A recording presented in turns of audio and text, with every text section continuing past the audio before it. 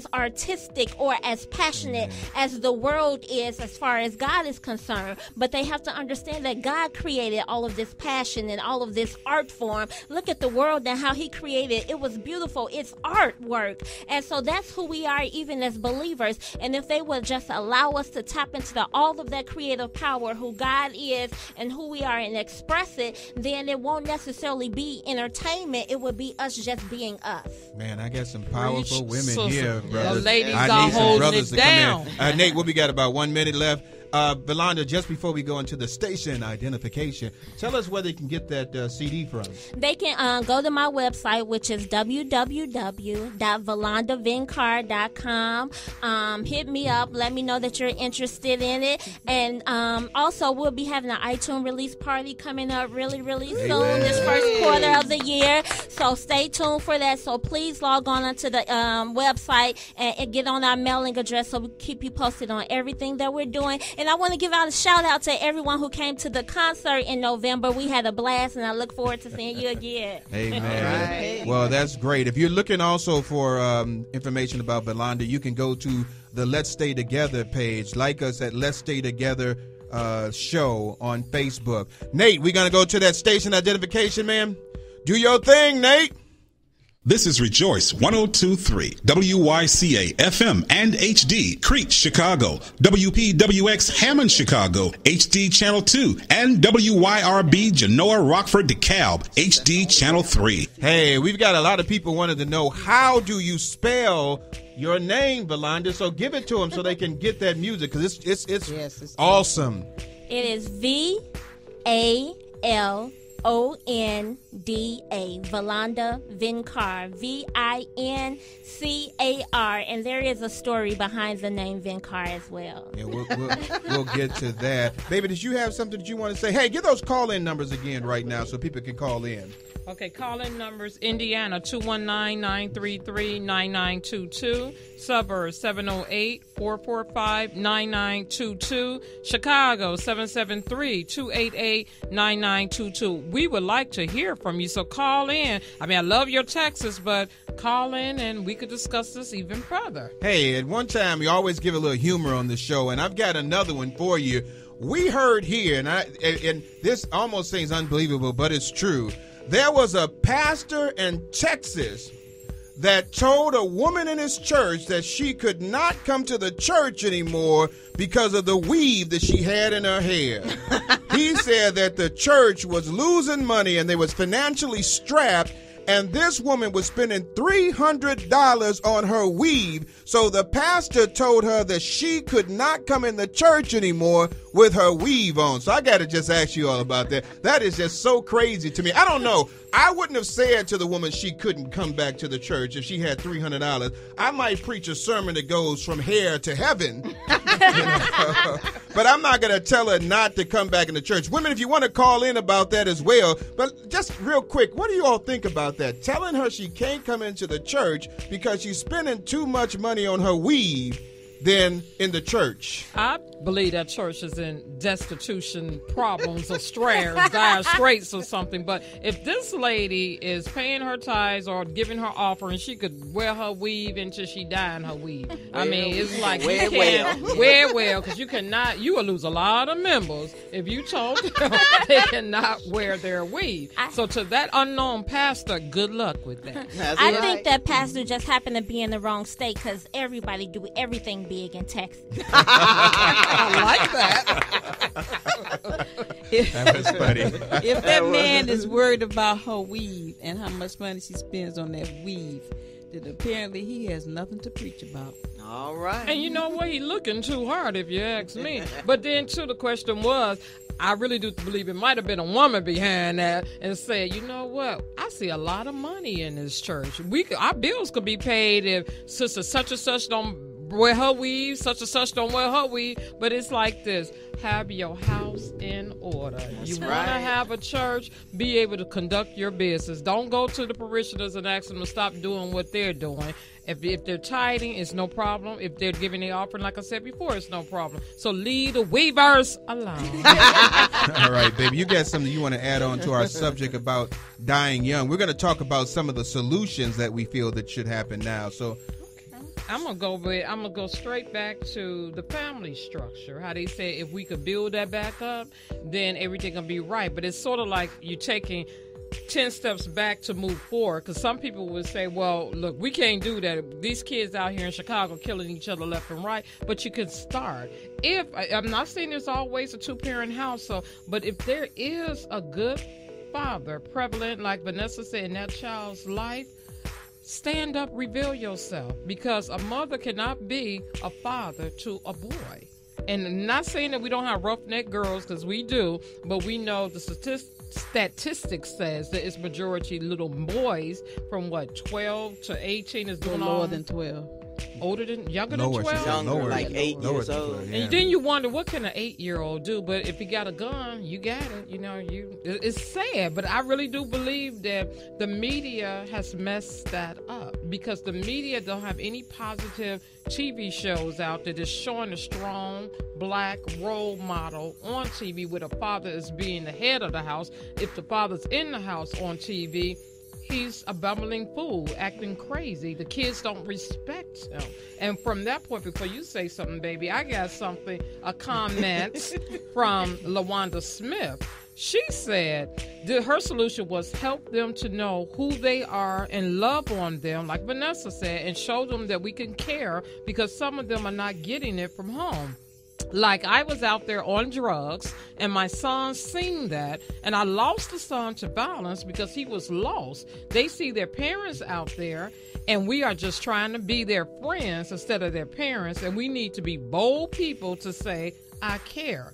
I know I don't have all the answers, but I can tell my story to young men and women, and I think it could help. Thank you, LaWanda Smith, because that does help. That does help. And let me say this, one of the things, and I've got to say this about the stations that we have right now, the major television stations.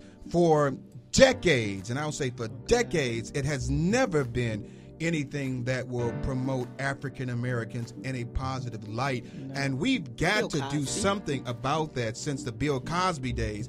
And I tell you, I've for at least about 30-some years myself, I have not watched television because there's nothing that resembles who I am. And so I'm charging the television shows to put shows out there that show a positive light about minorities so they can see this. They say art imitates light. We've got to call out. That's one of the great things about Martin Luther King would call out and have boycotts and fights, and not fights, or have debates about certain things about, what needs to be done. But right now we don't have that positive light on TV anymore. And I'm 53 years old. I probably haven't watched television for almost 30-something years because I don't like what I see on there. If it's not sports or National Geographic or Salem Baptist Church, I'm not watching.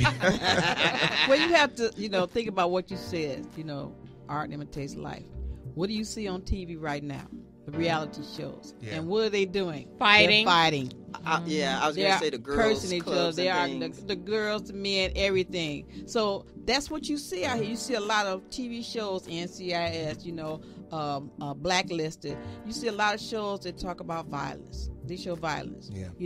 What is Scandal? It's showing you the corruption in politics. Even though it's a good show, but there's a lot of, you have to think about what's on TV is actually what they're imitating what's going on in life, and that's what the people want. Unfortunately, that's where they are. But getting back to something else you said in terms of a mother being able to raise a son, there are some women out there, that single mothers out there that have raised their sons, and I take my hats off to you women who have done it. That's a hard job. It's a very, very hard job, and everybody can't do that. But it's great when you have that male figure around. It doesn't have to necessarily be the father. It can be the uncle. It can be the brother. It can be anybody and stuff. But it's always great to have, and it makes life so much easier for that mother if there is a positive black male role model in the picture. So all you single mothers that have done it, look around and stuff and see, who was around your son when you were raising him. And, thank those men for being there.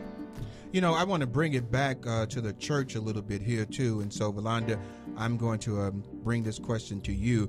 The church programs that we have, my thought process is that before we just take a blanket program, we've got to know with each church what that child needs or what they want before we just offer programs and think the child is going to fit in that program. What can we do as the church to be the aid for that child that needs that, I would say, entertainment or attention or that desire to be a part of something? Ask them. I'm sorry, Valanda. Yes, ask them. Absolutely. And I'm going to say this quickly because Absolutely. where I work, we have tons of programs for our children. I manage property, and we have tons of programs for our children, and we keep doing these same programs over and over, and we're wondering why are their numbers going down. Right. It's because we're not asking our kids what they want. Stop assuming what they want or what they need, and let's ask them. And that's what I wanted to bring up, is that we're not asking our children what we want. We're just giving them programs, and we're saying, exactly, do this in the program, and then we get upset with them because they're not falling in line with the program. But Alana, can you add on to that, because we're going to go to her next song in a second, but add on to that for me. Asking is absolutely fantastic, but sometimes they don't want to talk. So watch what they do. When they're in the back of the church passing notes, listening to iPods, videotaping, texting, whatever, you can tell what they're interested in, what they're doing in the back of the church when they're supposed to be paying attention. And so we're living this social media world. We're living in this techno-savvy world, and that's definitely not me, but they know how to do all of this type of stuff. Put them around in environments to do that. Can you hook up a program on your computer that allows us to do this that we can use in church? Hey, can you videotape? We want to do a reality show with our teenagers. Can you videotape this reality show and edit it for us? Write the script for us. Get into what it is that they're already doing, what you see them doing, what they're into, and then talk them through and walk them through how they can do it, because they have dreams. They have desires. They have hopes. They're not a hopeless generation. So if we can just take time to talk to them and see what their hopes and their desires are, we can help steer them in the right direction. I totally agree with and that. I will say this, so a lot of the churches, we need to start opening our churches more than just Wednesday and Sunday. Yes. We've got to start opening our churches more times for children to come all the time to church, and we've got to go beyond the four walls. We keep on talking about Salem. That's the church we go to. We know there's other churches that do that, but you've got to go beyond the four walls. You can't sit in there and just pray. Like Valanda just said, you've got to be a disciple and go out there and talk to the young people to find out what they need, and we're not doing it. And I think that's some good news. I don't know about you all. Baby, you have something else? Because I was segueing that into this song. You supposed to play that song. Play that song. Play So that song. we got a song that's coming up. So Valanda, I want you to just give me a little synopsis of Good News and tell us what brought you on to produce that song. This song is probably maybe 10 or 15 years old, to be honest. Amen. When I was just a new Christian and didn't know much, but all I knew was John 3:16, and I learned that the little light that I have can outshine the darkness. I didn't need to know much to outshine the darkness, and so all I knew was John 3:16, and so this song simply says, "For God so loved the world." So, man, Nate, go ahead with that song. We're going to have Valanda Vicar and Good News. All right. For God so loved the world. Ain't that some good news? He gave his only son. Ain't that some good news? For whosoever can believe shall receive everlasting life. And it's all in black and white.